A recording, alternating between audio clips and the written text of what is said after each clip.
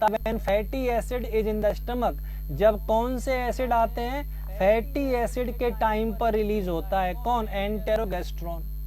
तो एंटेरोगेस्ट्रॉन हो गया। अगला कौन सा दे रखा था, गैस्ट्रिन। कौन सा दे रखा है बेटा, गैस्ट्रिन। तो सर गैस्ट्रिन क्या करता है, गैस्ट्रिन स्टिमुलेट करता है सीक्रेशन ऑफ HCl। तो ये HCl के सीक्रेशन को स्टिमुलेट करता है कौन सा, गैस्ट्रिन। तो ये इसका आंसर हो गया। समझ आ रहा है बच्चे। सीक्रेटिन क्या करता है, तो सीक्रेटिन क्या करता है बच्चे, सीक्रेटिन रेगुलेट करता है वाटर होम्योस्टेसिस। ये वाटर होम्योस्टेसिस से संबंधित है। किससे संबंधित है, वाटर होम्योस्टेसिस। ये पानी के बैलेंस से संबंधित है कौन, सीक्रेटिन। तो बेटा ये सारी चीजें जो मैं आपको बता रहा हूं, ये कोई ना कोई काम आपको कहीं ना कहीं पड़ जाएगा। तो खाली कोलिसिस्टेकाइनिन को समझ के नहीं रहना है, और भी कई सारी चीजें जो हमें समझनी है। तो मैंने 1 बाय 1 बताया है। एंटेरोगेस्ट्रिन ड्यूडेनल म्यूकोसा से रिलीज होता है, वो तब होता है जब फैटी एसिड आते हैं। गैस्ट्रिन HCl के सीक्रेशन को स्टिमुलेट करता है, और सीक्रेटिन वाटर के होम्योस्टेसिस को बैलेंस करता है। तो ये सारे काम मैंने बता दिए। हमारे काम का जो था वो कोलिसिस्टेकाइनिन था, जो मैंने आपको उसका आंसर बता दिया। आई होप इतना आपको पॉइंट समझ में आ रहे होंगे, और आ ही रहे होंगे, क्योंकि मैं इतना बेटर तरीके से आपको कोशिश कर रहा हूं देने की कंटेंट। टाइम मत देखो, घड़ी मत देखो। मैंने इस क्लास का नाम महाकुंभ रखा था। महाकुंभ रखने के पीछे पर्पज था, रात बहुत बड़ी है और अभी हम और तुम हैं। जिसे सोना है वो सो सकता है, जिसे जागना है वो जाग सकता है। आप ये मत समझना कि मैं खाली आंसर बता रहा हूं, मैं वो हर चीज बता रहा हूं जो उस क्वेश्चन से रिलेटेड एग्जाम में पूछ सकता है। ठीक है ना बच्चे। एग्जाम और ये लाइव रहेगी, ये मैंने पहले ही कह चुका हूं, वो मैं आपको बता दिया था, तो लाइव ही है। तो longest portion of fallopian tube, fallopian tube का लॉन्गेस्ट पोर्शन कौन सा होता है। तो क्वेश्चन तो बड़ा आसान है, एक्सप्लेनेशन में बहुत सारी चीजें मुझे बतानी है आपको। ठीक है बेटा। तो अब कौन कौन से क्वेश्चन हैं, तो आंसर तो मैं आपको अभी बता देता हूं। इसका आंसर है डी। यही ये खत्म नहीं हुआ, अब इसमें बहुत सी चीजें खत्म होंगी नहीं। अब इसमें क्या क्या चीजें ऐड होंगी वो बताएंगे आपको। ठीक है बच्चे। सबसे पहले वो बात कर रहा है कि लॉन्गेस्ट पूछ रहा है। कौन सा पूछ रहा है, लॉन्गेस्ट मतलब सबसे लंबा कौन सा है। तो इंटरस्टिशियल जो पार्ट होता है वो 1.25 सेंटीमीटर का होता है। जो स्तमस होता है वो 3 से 4 सेंटीमीटर का होता है। इनफंडिबुलम जो होता है 1.25 सेंटीमीटर का होता है, और जो एम्पुलरी होता है वो 5 सेंटीमीटर का होता है। तो सबसे लंबा वाला फैलोपियन ट्यूब का पार्ट कौन सा हुआ, एम्पुलरी। या एम्पुला सबसे बड़ा पार्ट होता है फैलोपियन ट्यूब का, सबसे लॉन्ग होता है। ठीक है बच्चे, ठीक है ना बेटा। तो मैंने आपको सबके डाटा बता दिए जो जो मैंने आपको सहाया था। तो इन दैट कंडीशन इंटरस्टिशियल है जिसमें 1.25 सेंटीमीटर है, स्तमस है 3 to 4 सेंटीमीटर है, इनफंडिबुला 1.25, और एम्पुलरी वो है 5 सेंटीमीटर का। तो आंसर मुझे मिल चुका है। सबसे लॉन्ग जो है वो एम्पुला है, तो एम्पुला ही इसका आंसर जाएगा। क्लियर बेटा। चलो अगला क्वेश्चन।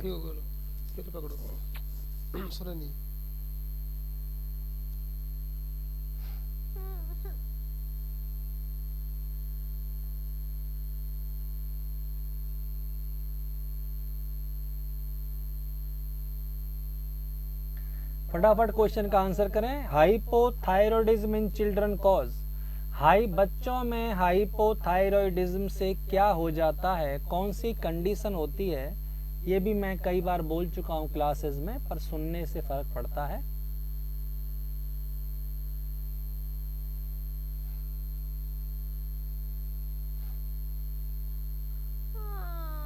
नहीं ना?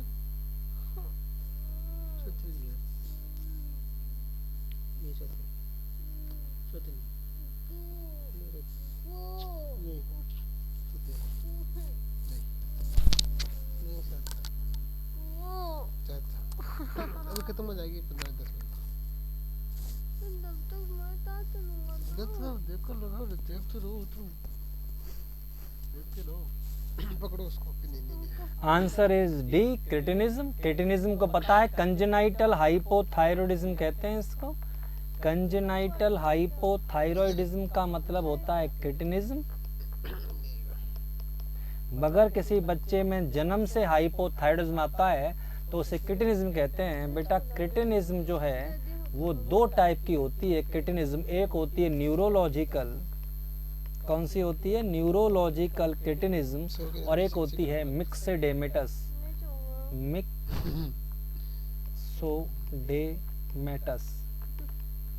मिक्सोडेमेटस दो टाइप की होती है, न्यूरोलॉजिकल होता है और मिक्सोडेमेटस होता है। पर कंजेनाइटल हाइपोथायरॉइडिज्म ही क्या कहलाता है? क्रिटिनिज्म कहलाता है। इसमें कई सारे ग्रोथ रिटार्डेड हो जाती है, बच्चा मोटर स्पासिटी में पाया जाता है, मेंटल रिटार्डेशन होता है, ग्रोथ रिटार्डेशन होता है, स्किन थिक हो जाती है और ड्राई स्किन पाई जाती है। ये सारी चीजें क्रिटिनिज्म में पाई जाती हैं। ये बहुत बेटर है कि क्रिटिनिज्म को दो कैटेगरी में डिवाइड किया जाए। कौन कौन सा? न्यूरोलॉजिकल और मिक्सोडेमेटस। आई होप आपको इतना समझ में आ रहा है बच्चे। अगला कंडीशन है आपके सामने, अगला क्वेश्चन आ चुका है, फटाफट सॉल्व करें इसको। थाइमस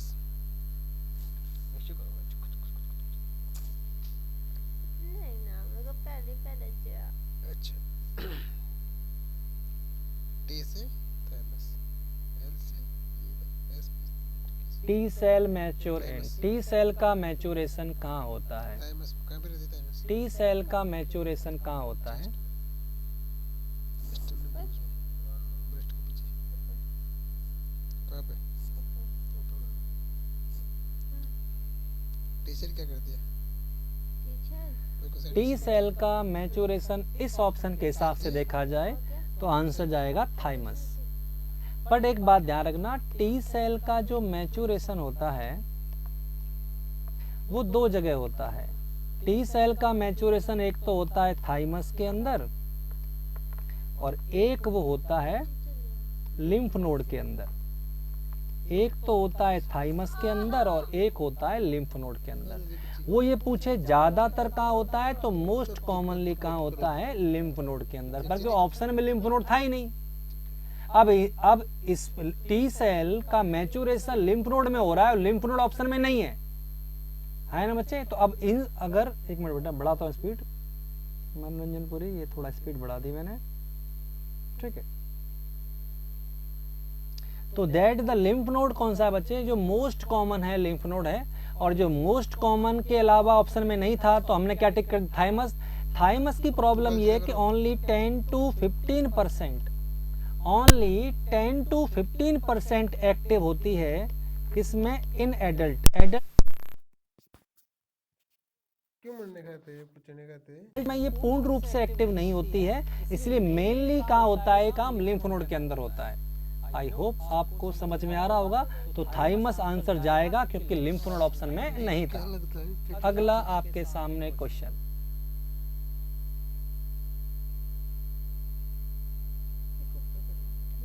अगला क्वेश्चन आपके सामने स्क्रीन पे ये रहा, फटाफट क्वेश्चन को देखें।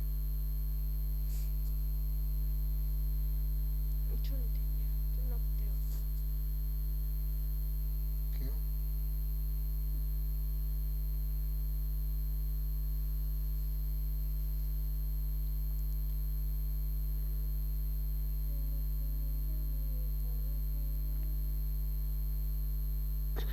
Excessive accumulation of bile salt in body cause, excessive accumulation of bile salt in body cause, body में बाइल साल्ट के एक्सेस एक्यूमुलेशन से क्या हो जाता है बच्चे? ध्यान से सुनना, वो होता है कोलेस्टेटिक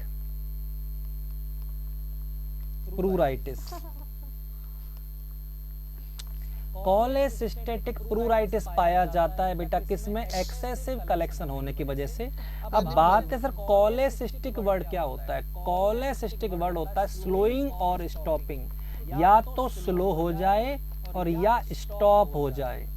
स्लोइंग और stopping of bile flow, bile flow का या तो स्लो हो जाना और या बंद हो जाना कोलेसिस्टिक कहलाता है। और ऐसी कंडीशन में बाइल साल्ट कलेक्ट हो जाते हैं तो स्किन में ड्राइनेस और इचिंग शुरू हो जाती है, जिसको प्रूराइटिस कहते हैं। तो बेटा क्या आंसर जाएगा? आंसर जाएगा प्रूराइटिस, क्योंकि प्रूराइटिस क्या होगी? स्किन में इचिंग होगी और ड्राइनेस आ जाएगी। तो इचिंग और ड्राइनेस हो जाती है स्किन के अंदर, वो सारी चीजें क्या कहलाती हैं? प्रूराइटिस। क्या कहलाती हैं? प्रूराइटिस। आई होप आपको ये समझ आ रहा होगा बच्चे। बच्चे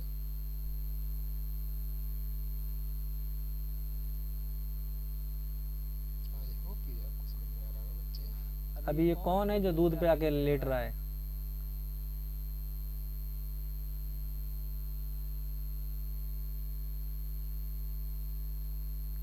पतली कमर अगला क्वेश्चन, हाय हाय हाय। The P wave electrocardial correspond. P wave किस से करस्पॉन्ड करती है? ये तुम्हें बहुत अच्छे से सर ने पढ़ा रखा है ईसीजी के अंदर। ईसीजी तो स्पेशलिटी है जीनोमिक की, तो आपको ईसीजी अच्छे से आती होगी। आर्टेड डिपोलराइजेशन ए।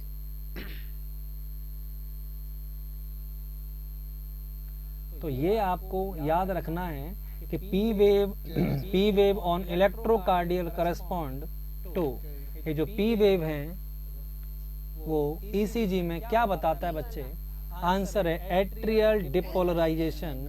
सिस्टोल को बताता है, एट्रियल डिपोलराइजेशन को बताता है, और डिपोलराइजेशन पी वेव से ही होता है। तो ये तो बहुत सिंपल सा क्वेश्चन था, आपने ये भी सही कर दिया होगा। अगला क्वेश्चन, ये अभी वापस से रिपीट हो रहा है। दूसरा क्वेश्चन के बारे में बात कर रहे थे, जब मैंने समझाया था तब ये क्वेश्चन मैंने दोबारा समझाया था, फिर भी एक बार आप देख लीजिए। जी जी।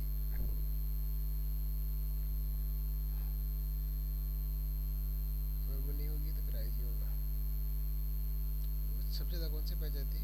आईजी पाई जाती है। सेकंड मोस्ट कॉमन कौन सी? आईजी होती है। Immunoglobular response for primary immunity. Primary immunity के लिए कौन सबसे ज्यादा जरूरी है? कौन सा ऐसा इम्यूनोग्लोबुल है जो primary first line immunity provide करता है? प्राइमरी और फर्स्ट लाइन इम्यूनिटी प्रोवाइड करने वाला इम्यूनोग्लोबुल होता है आईजीएम। कौन होता है? आईजीएम। समझ आ रहा है बच्चे? तो आईजीएम के बारे में ध्यान रखिएगा। ये मैं बता चुका हूँ ऑलरेडी, मैंने सारी इम्यूनोग्लोबुलिन बताई थी, तभी मैंने समझाया था, तो इसमें तो बहुत ज्यादा डिस्कशन की जरूरत है नहीं आपको। Most reliable indicator of neurological function in patient. बहुत ये बड़ा अच्छा क्वेश्चन लगा मुझे। Most reliable indicator of neurological function in patient. कौन सा ऐसा न्यूरोलॉजिकल फंक्शन इंडिकेटर है जो, कौन सा रिलायबल इंडिकेटर है जो न्यूरोलॉजिकल फंक्शन के बारे में बताता है?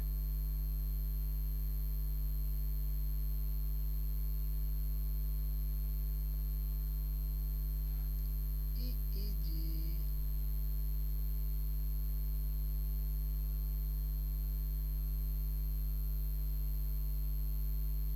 और पतली कमर आय आय आय। पतली कमर आय आय। बहुत बढ़िया आंसर है level of consciousness.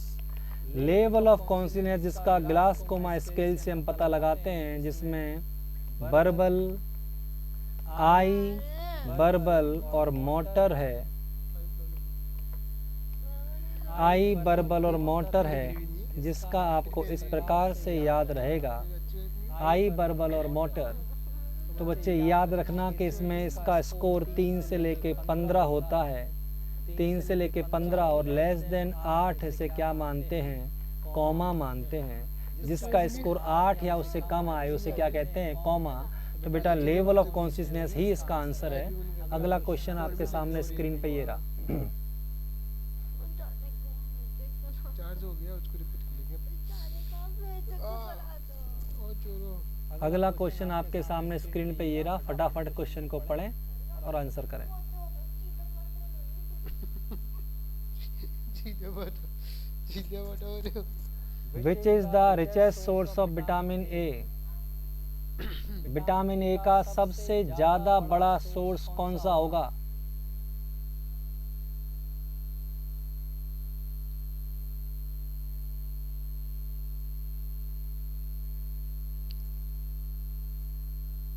Vitamin A का सबसे बड़ा एक हेलीबट फिश होती है।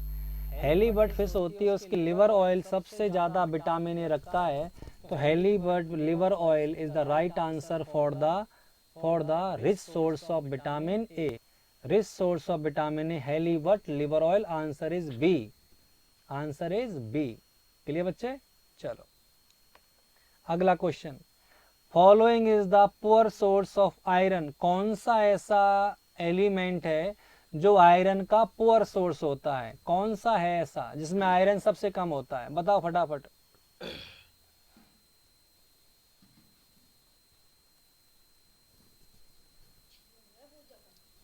बदू मार रहा है पाध्या में।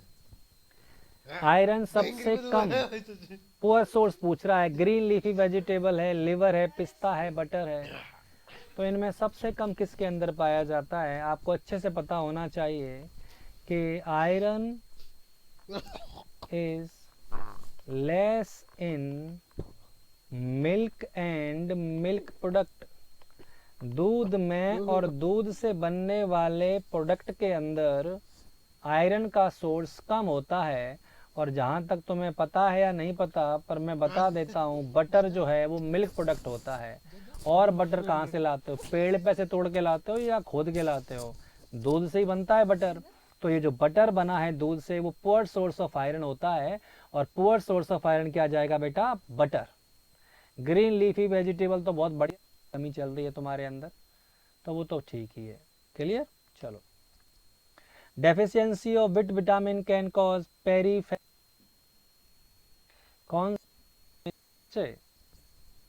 बहुत बड़ी, एक्चुअली बी कॉम्प्लेक्स काम आता है। आज तक नहीं माना? कौन मानता है? कौन मानता? कौन है? अगला question,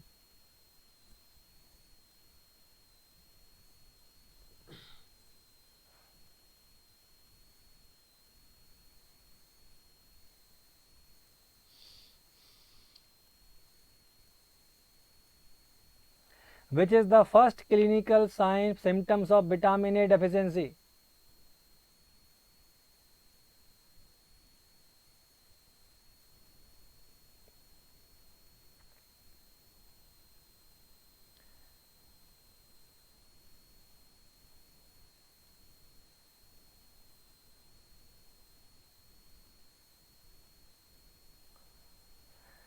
which is the first clinical sign of vitamin A deficiency? Vitamin A deficiency का सबसे पहला साइन कौन सा होता है?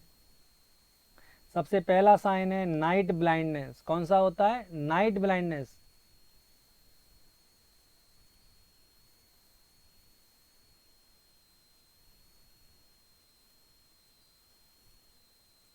बाकी भी कॉज हैं। आपने कहा सर ये जो है वो क्रेटोमलेशिया क्या होता है? क्रेटोमलेशिया आई डिसऑर्डर होता है, इसमें drawing and clouding of cornea, dryness and clouding हो जाती है कॉर्निया की, उसे क्रेटोमलेशिया कहते हैं। जीरोप्थेल्मिया क्या कहलाता है? ड्राई हो जाता है बच्चे यहाँ पर, that is progressive eye disease cause vitamin deficiency. ये ड्राई हो जाता है, जिसमें टीयर्स नहीं आते हैं, उसे कहते हैं जीरोप्थेल्मिया। और बिटेट स्पॉट क्या होता है? क्रेटिन लोकेले, जो क्रेटिन है वो कंजक्टिवा के ऊपर जमा हो जाती है, उसे बिटेट स्पॉट कहते हैं। तो बेटा प्रायोरिटी आंसर नाइट ब्लाइंडनेस है, ये याद रखिएगा। देखो कंफ्यूज मत हो आप। देखो वो पेरीफेरल वाला कंफ्यूजिंग है, उसमें कोई प्रॉब्लम नहीं है। ए और सी दोनों आंसर है, सी ज़्यादा सही आंसर है, आपको उसमें कोई प्रॉब्लम नहीं है। पर इसमें प्रायोरिटी नाइट ब्लाइंडनेस ही मानना आप, ठीक है बच्चे? नाइट ब्लाइंडनेस ये जो है वो बाद के साइन है, ये क्लिनिकल पहले साइन नहीं होते हैं। समझ आ रहा है ना बच्चे? तो आंसर क्या जाएगा बच्चे? Night blindness. अगला क्वेश्चन,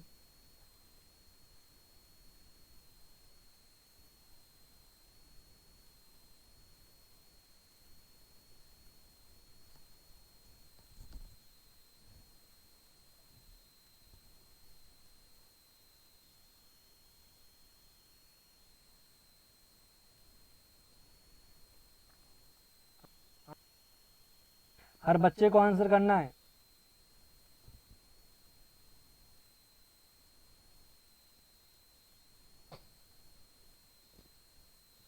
आज सबके ले लिए भाई। गुड्डी 1007 देखो लागे सबके ले लियो। कितना टाइम है? 12 बज गए 46 मिनट की। और 8:30 क्लास ले रही, आगे पढ़ दी सबके। फरी का मायने अब तो होगी। 1 रुपये पोस्टली कौन सा कोई करो यार? 1 रुपये को ले रही कोई करो फरी का मायने। एक तो पुण्य तो कोई भी नहीं करे भाई। एक क्लास बहुत इंपॉर्टेंट है बंदा की। यही था, कौन सा क्वेश्चन है? अब पूरे दिन burning feet syndrome occur due to deficiency of. फिर रात पड़ेगी कच्ची मेहनत करेगी यार। बर्निंग फीट सिंड्रोम आंसर है पेंटाथिलिक एसिड B5, पेंटाथिलिक एसिड। ठीक है बेटा, आंसर क्या है? बर्निंग फीट सिंड्रोम किस डेफिशिएंसी से होता है? तो पेंटाथिलिक एसिड B5 की डेफिशिएंसी से होता है। आप कंफ्यूज किस में हो रहे हो इतना? न्यूराइटिस में? क्यों न्यूराइटिस में कंफ्यूजन किस बात का है? कुछ और बताया किसी ने? यूं इस क्वेश्चन में कंफ्यूज हो गया? क्या प्रॉब्लम क्या है इसमें?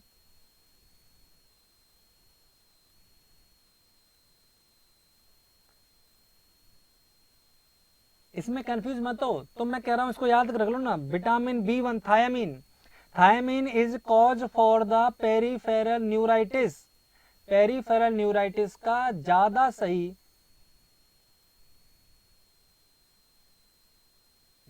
सही आंसर थायामीन ही है। समझ आया बच्चे? इसमें क्या आंसर है? इसका आप ए मानना, इसका आंसर ए मानना। ठीक है बच्चे? नहीं, मैं कह रहा हूं इसका आंसर आप ए मानना, ए ही ज्यादा सही आंसर है। ठीक है, इसका B6 ही होगा। धनीश हुसैन तू B6 मान ले। ऐसा करना, तुम सर्च कर लेना। ठीक है, यू जस्ट फाइंड, ऐसा करो, तुम्हें टाइम दे रहा हूं मैं, तुम्हारे पास 2 मिनट है, और चेक करके बताओ कि पेरिफेरल न्यूराइटिस का कॉज क्या है। जब तुम्हें पानी पी लेता हूं। ठीक है, बताओ सही क्या कॉज है इसका।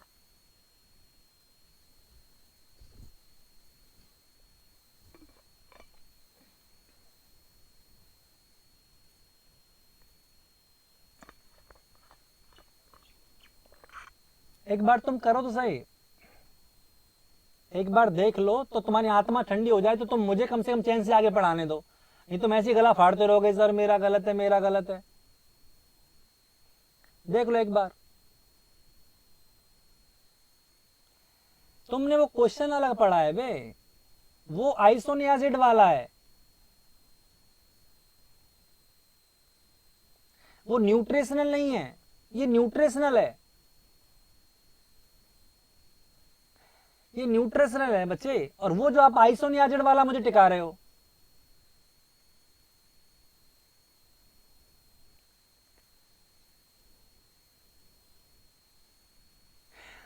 ये कह रहा है विटामिन B12 है, देख लो। B12 तो इसमें ऑप्शन ही नहीं है वे, B12 तो ऑप्शन ही नहीं है।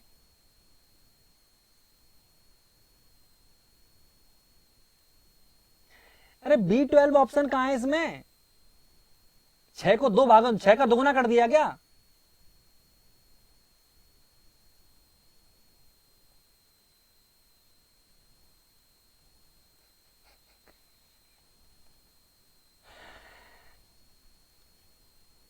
इसका आंसर 100% इन ऑप्शन में से, ये जो 4 ऑप्शन लिखे हैं ना, B1, B2, B6 और B9, इनमें से इसका आंसर B1 है 100%।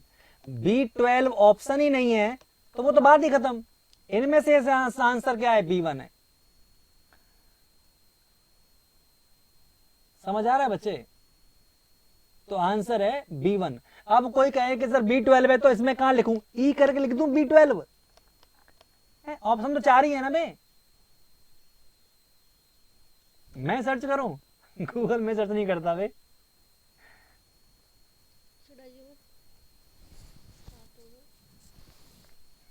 फिर वही बात, B12 बता रहा है, B12। अरे मंद बुद्धियों, B12 तो ऑप्शन ही नहीं है ना।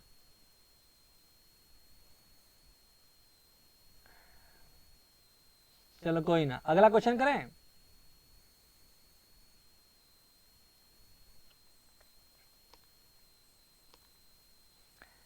चलो अगला question, amino acid methionine in deficient in.